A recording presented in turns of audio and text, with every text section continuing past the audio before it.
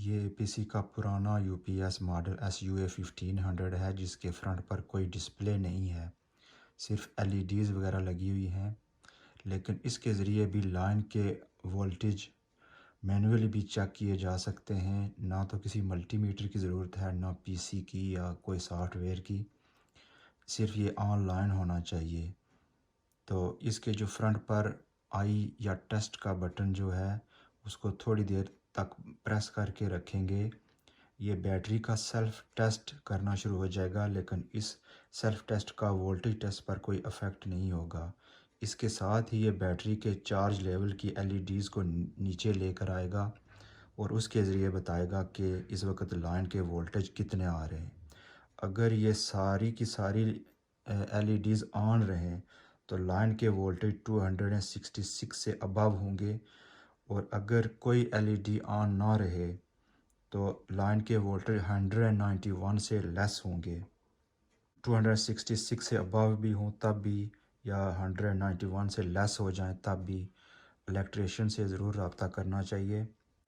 अगर एक LED on हो तो लाइन वोल्टेज 191 से 210 तक होंगे। अगर 2 एलईडीज़ ऑन हों तो वोल्टेज 210 से 229 तक होंगे।